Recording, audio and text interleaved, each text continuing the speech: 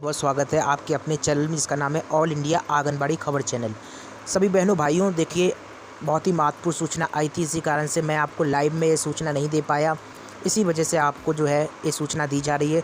दोस्तों, ये जानकारी तो एक दिन पहले की, लेकिन आपके लिए काफ़ी अहम जानकारी है और इसलिए आपको हम बताने के लिए आए हुए हैं। लेकिन हम जो है लाइव उसी तरीके से आते रहेंगे दोपहर में, रोज़ाना 12 बजे। तो 12 बजे आप लोग लाइव आना मत भूलिए। लेकिन खबर बड़ी है तो आपको बता देते हैं, पत्र जारी हुआ है बाल विकास विभाग उत्तर प्रदेश लखनऊ से। और आपको बता दें, समस्त जिला कार्यक्रम अधिकारी प्रभारियों को यह पत्र जो है भेजा गया है। दरअसल आपको बता दें, कोविड-19 से दृष्टिगत रखते हुए यह पत्र है जो आंगनबाड़ी केंद्रों की आवश्यक सेवाओं और गृह भ्रमण के संबंध में है। आपको बता दें, सारिका मोहन जो है उत्तर प्रदेश की निदेशक, इनके द्वारा जो है बहुत ही अहम जानकारी दी गई है।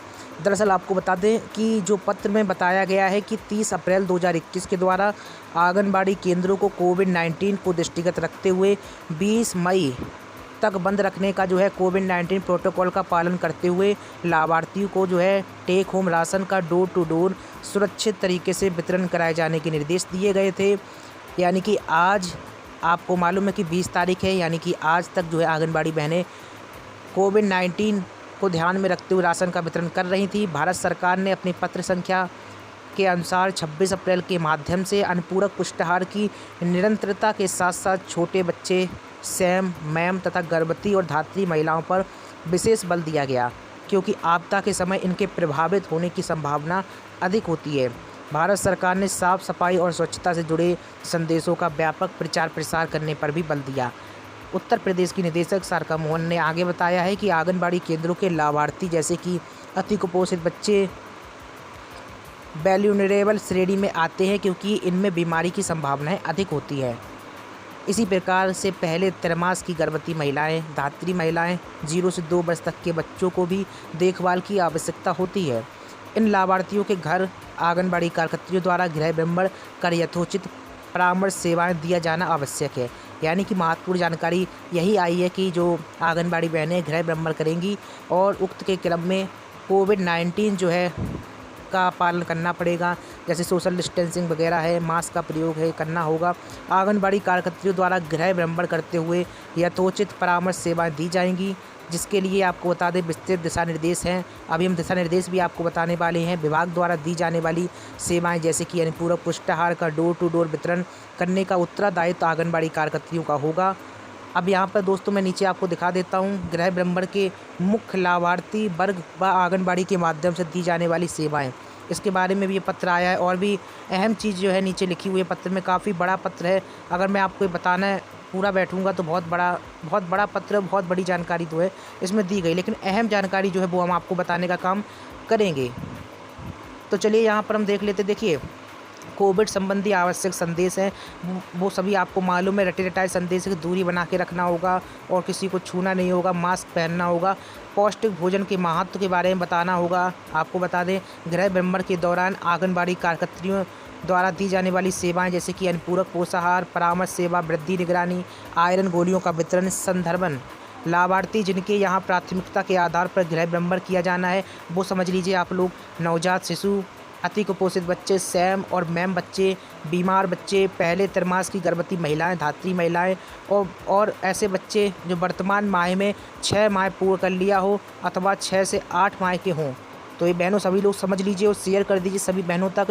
बहुत आवश्यक जानकारी है, लाइक कर दीजिए इसी बात पर। और मन में आपके कोई भी सवाल है तो कमेंट में करिएगा, साथ ही सब्सक्राइब करके बेल को दबा लीजिए अगर आपने अभी तक ऑल इंडिया आंगनबाड़ी खबर चैनल को सब्सक्राइब नहीं किया है। और रोज़ाना 12 बजे तो हम मिलते हैं, इसी तरीके से मिलते रहेंगे। आगे भी अहम जानकारी है, गृह भ्रमण का तरीका सुनने पहले लाभार्थी से जिसे व्यवहार को प्रोत्साहन देना है उसको उन्हीं के शब्दों में सुने, फिर समझें, स्थिति का आकलन करें, सलाह दें, आकलन करने के पश्चात आवश्यकता अनुसार सलाह दें। तो ये जानकारी जो है निकल कर आ रही है। आपको बता दें, गृह भ्रमण के दौरान लाभार्थी वर्ग और आंगनबाड़ी के माध्यम से दी जाने वाली सेवाओं का यहाँ पर जिक्र किया गया है। कौन कौन सी सेवाएं जो है आंगनबाड़ी कार्यकर्तियों के लिए हैं उसके बारे में आप लोग पढ़ सकते हैं, स्क्रीन को पॉज करके समझ सकते हैं, क्योंकि अगर हम सेवाओं के बारे में आपको एक एक करके बताने लगे तो ये न्यूज़ काफ़ी बड़ी हो जाएगी। तो आप अपने अपने हिसाब से पढ़ सकते हैं। नवजात शिशु है तो उसके बारे में क्या व्यवस्थाएँ करनी होगी, अति कुपोषित बच्चे हैं तो उनके लिए देखिए, सैम और मैम बच्चे हैं तो गृह आधारित देखभाल, आवश्यकता अनुसार संदर्भन। और आपको बता दें रेसिपी बुकलेट वीडियो का प्रयोग आदि जानकारी जो मुख्य सेवा में जोड़ी गई है। और इसी के साथ ही आंगनबाड़ी कार्यकर्तियों के कार्य बिंदुओं का भी जिक्र किया गया है। तो आप यहाँ पर पढ़ सकते हैं पूरी डिटेल के साथ जो है आदेश आया हुआ है।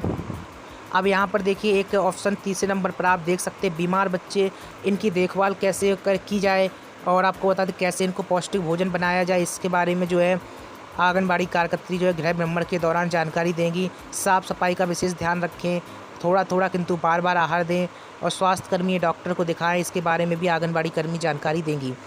चौथे नंबर पे आप देख रहे हैं पहले त्रैमास की गर्भवती महिलाएं, धात्री महिलाएं, उनको जानकारी दी जाएगी। गर्भावस्था में शीघ्र पंजीकरण, गर्भावस्था व धात्री अवस्था के दौरान देखभाल और खान पान संबंधी परामर्श, और भी देखिए कई जानकारियाँ हैं जो आप पढ़ सकते हैं पॉज करके स्क्रीन को और समझ सकते हैं कि किस तरीके से आंगनबाड़ी बहनों को काम करना होगा।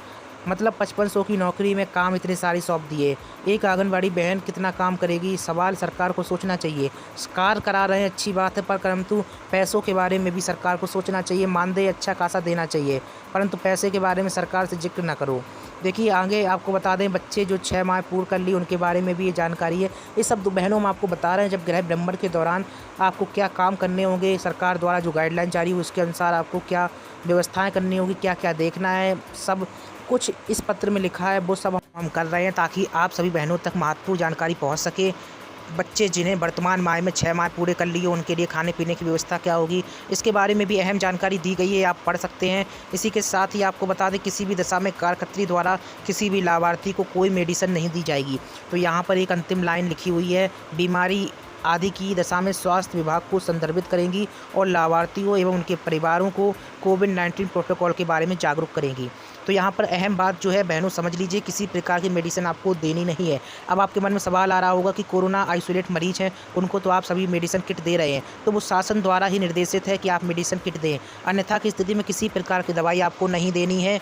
और देखिए स्तनपान मार्गदर्शिका भी यहाँ पर ऐड है, इसके देखिए आप इसमें पढ़ सकते हैं, देख सकते हैं किस तरीके से क्या क्या करना है क्या नहीं करना है। आप स्क्रीनशॉट भी ले सकते हैं, फ़ोटो भी खींच सकते हैं या फिर पॉज करके सब पढ़ सकते हैं। बहुत ही अहम जानकारी दी गई है सभी बहनों के लिए। कोरोना से बचाव के बारे में भी ये सब बताया गया, किस तरीके से हाथ धोने हैं, आपको दिन में कितनी बार साबुन से हाथ धोने हैं, माताएं बहनें किस तरीके से काम करें, सब कुछ जानकारी जो है स्तनपान मार्गदर्शिका में दी गई है। लेकिन मानदेय वेतन के बारे में सरकार कोई प्रकार की जानकारी नहीं देती, कब कितना मानदेय आएगा कब बढ़ेगा इसके बारे में कोई जानकारी नहीं देती। लेकिन आपको बता दें लाभार्थियों की फीडिंग हो, गृह भ्रमण हो या फिर आंगनबाड़ी बहनों से कोई भी जुड़ा हुआ काम हो, ये सब काम के बारे में जो है लगातार जानकारी देती रहती है। क्या कहना है आपका कमेंट में बहुमूल्य प्रतिक्रिया दें।